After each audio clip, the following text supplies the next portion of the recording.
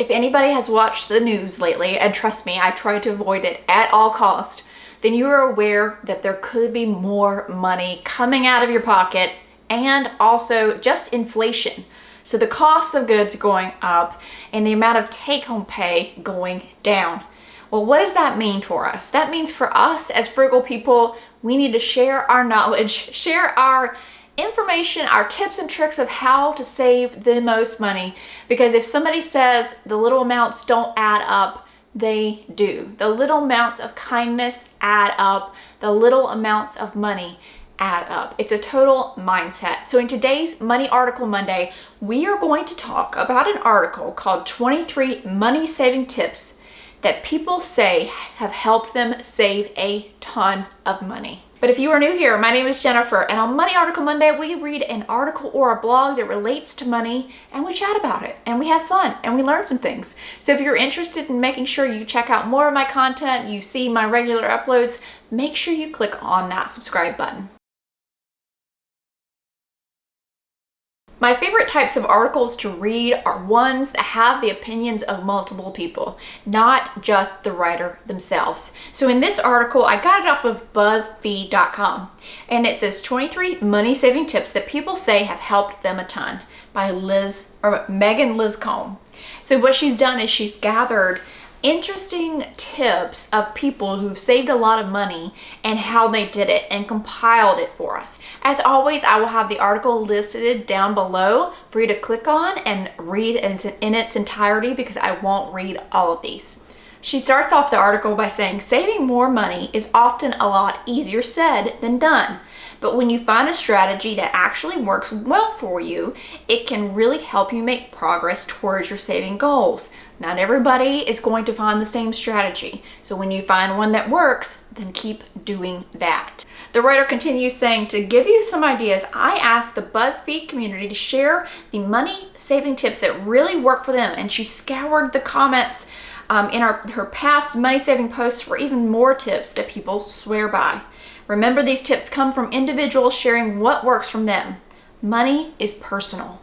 Some of these tips might be great for you, others not so much. So take what you like and leave the rest. That is one of my favorite sayings. Number 1, check your balance every day. It's such a simple thing, but it's helped me so much. I was overdrawn almost every week because I was trying to keep a running total in my head, ignoring my balance and thinking everything was good. Yeah, if you're that tight on your account, then yes, you need to check it every day. I don't just check, I check mine every day, not for that purpose, because what I've created is a cushion. I like to have a cushion there in case something that I forgot comes up, or something, an annual expense comes out and I didn't remember to write it down in my budget or my calendar. There's always a cushion there, whether that's, a week's pay, 2 weeks pay, a month pay. That is definitely a good recommendation to have. Checking it mindfully every single day.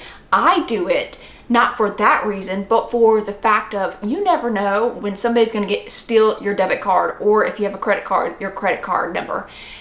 This happened to me not that long ago. Somebody got a hold of my debit card and somehow purchased, I think it was about $200 worth of flowers to one of them was the Venus de Fleur and some other online flower website. And I thought, yeah, is my husband sending me flowers? That was not the case. My number had been compromised. So again, that scares me back into making sure that I try to use cash as much as possible. This just one of those things that, hit you. But that is another reason I check my bank account daily. Number 2 is a great one. And it says, I ask myself if it's worth however many hours of work it would take me for it to pay for it. Great shirt would cost 5 hours of work. Worth it? Nah. Buying this book would cost 2 hours of work, but it will keep me entertained for a week. Worth it or not? It all depends on you. Now keep in mind, let's say you get paid $20 an hour. You don't actually get paid $20 an hour because there's taxes, insurance, cost of you driving to work, cost of, daycare if you have kids. There's a way to figure out what your actual hourly wage is, taking all that stuff into account. So that's the number that you need to worry about. So let's say you make $20 an hour and you actually make $13 an hour and a shirt costs $26. Well, is it worth 2 hours of work? That's how you would figure it out. But I love that tip. And as I said earlier, I'm going to be skipping around. So to see all of the tips, make sure you click on the link down below. Number 4, if a single item is more than $20 and I don't need it for an emergency, I make myself wait a few days before buying it. I do budget for a splurge or two if something fun comes up that's more than $20 but doesn't allow the luxury of waiting a couple days. For example, a ticket to a concert when concerts were a thing. Exactly. But a lot of times after a few days, I don't even remember what I wanted, whatever I wanted anymore. I love that. Setting a dollar amount that, hey, oh, well, crap, it's 50, my limit's $50, it's 51. Making yourself the parent to yourself and saying, nope, that's your rule. You got to stick to it. I have a bone to pick with number 5. Let me read it. Unsubscribing from whatever brand's mailing list, not seeing the amazing sales and not being tempted to check out the website. Sure, that shirt is pretty and is 60% off. Aren't they always at least 40 to 60% off? But does it really save money if you don't need it? No, you don't save money if you don't need it. But have you all noticed that if you are Googling anything, like if you Google a store, let's just say Target, and you never have signed up for Target emails, somehow now Target is emailing your Google Gmail account with ads. Or you go in to unsubscribe from any of them and they don't really unsubscribe. They just don't. They either, you can't find the link, you find the link and it sends you somewhere else and they try to trick you into staying around for these emails, not those emails, or you are able to figure it out. It says you're unsubscribed and 2 weeks later, you're still getting emails. What is that all about? Number 6, honestly, switching over to a capsule wardrobe. I remember standing in front of a closet full of clothes thinking I have nothing to wear because I just wore the same few pieces over and over again. Actually saying I have one and committing to a capsule wardrobe has cut down on frivolous clothes shopping tremendously. So if you don't know what a capsule wardrobe is, check it out. Just Google it, look on YouTube. But you could do a capsule wardrobe or a minimal wardrobe, or you could try that Project 333. But honestly, find what works for you. I have lots of frugal tips on clothes because clothes was my vice. That is where I spent the most money in my 20s. And I have a lot of frugal advice on clothes. Probably I should do a whole frugal video on clothing. Anyway, but creating a color palette that works for you. Buying only pieces that blend with the others. Staying if you like cool tones and they work for you, or you like warm tones and those work for you, but not diversifying from that so that everything kind of works together. Like back in the day, the Garanimals, everything worked together, everything matched. At Walmart. Number 8, for clothes, will you wear it at least the amount of times it cost? One wear for every dollar.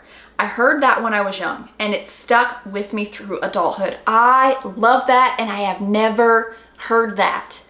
Yeah, I think a lot of us can say that dress, the wedding dress that we bought, we only wore once. Or the prom dress. But let's just talk about something else. So a pair of sandals, let's say you spend $50 on them. Are you going to wear them 50 times? I can tell you I have bought things I've gotten great deals and worn them hundreds of times. That doesn't fall for everything because not everything is made equally. Not everything lasts through wear and tear. But I love thinking about that when you're going to buy a new piece. And again, understanding, let's say you have an all cool tone wardrobe and you want to go buy something that's that burnt orange. What is that going to go with in your cool tone wardrobe where you have mostly royal blues, purples, grays, neutral colors? It's probably not. So your cost, are you really going to get, let's say it's $30, 30 wears out of it? Number 9, I love too. $20 from every paycheck goes into an account I can only withdraw from my into the bank. It's not a lot, but it's a good rainy day fund. And if you have automatic direct deposit, you can set up for that to happen. But automatically, it's out of sight, out of mind. That is a huge way to trick yourself into never knowing that you had the money in the first place. Number 11, I stopped spending $5 bills 10 years ago. When I get them, they get tucked away and eventually deposited into a special savings account. Get this, my $5 account has $25,000 in it. Whoa. So 10 years of collecting $5 bills. Clearly she uses cash at least somewhat often to very often. That is awesome. $25,000. If that doesn't tell you can do this, then I don't know what will. Number 13, 2 words, batch cooking. It's so much cheaper and we don't have to go to the grocery store nearly as often. Plus, when we get home from work, we have a hot meal in just a few minutes with minimal washing up afterwards. All it takes is 1 day of cooking and we generally end up with around 2 weeks worth of meals. It costs us $30 to $40 for the ingredients, many of which are non-perishable and go even further. This is a goal. That would be cool. I have never been able to batch cook that much.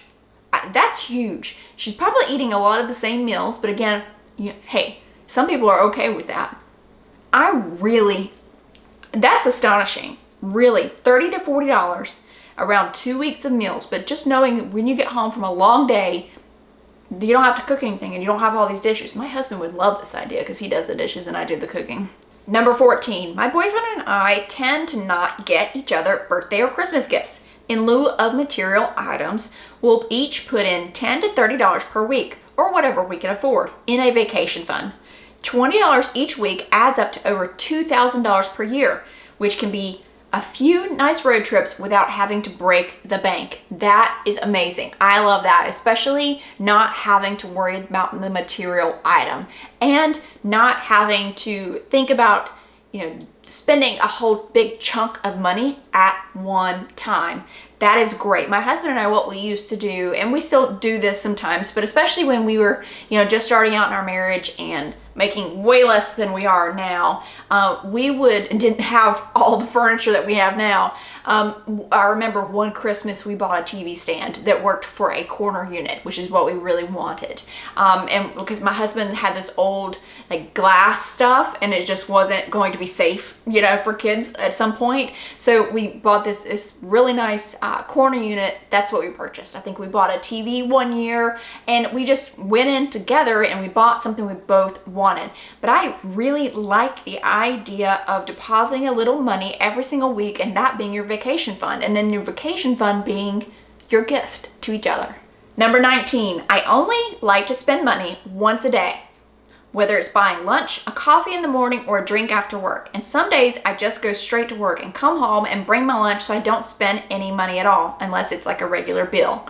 This is great. It's another fun rule and challenge that you can put into place for yourself. Let's say you do have an issue spending money throughout the day. Little bits here and there. You pick up a coffee on the way in. You pick up a coffee on the way out to a meeting. You go and you grab lunch because your lunch just didn't look appetizing. Having a rule that you're allowed to go and do some of those things, but only one time a day. And then I would expand further upon that. Every time you were tempted to go more than one time a day, take that money and put it away and see how much you save after a week or after a month. Number 22, it's super simple, but I found creating a no spend list with the time frame to be super helpful. I set limits on things like not buying any new clothes for 3 months or any new makeup for 4 months, etc. I didn't have a lot of extra money coming in, so it was one of the only ways I could create some savings. After a while, I found myself just kind of stretching the time limits because most of the stuff wasn't anything I actually needed anyway. Once you can pull yourself away from the habit and look back at what you were actually doing, you can make changes. But you have to first set up these challenges and these small wins for yourself to pull yourself out of that habit. And I love any of these challenges that have been referenced in this article. Tell me, now it's your turn. What is the one thing that you do that saves a great amount of money? Something fun, something interesting, something different. Put it down in the comments below. If you enjoyed this video, make sure you click on that like button and don't forget to subscribe to my channel. I would love to have you back for more videos.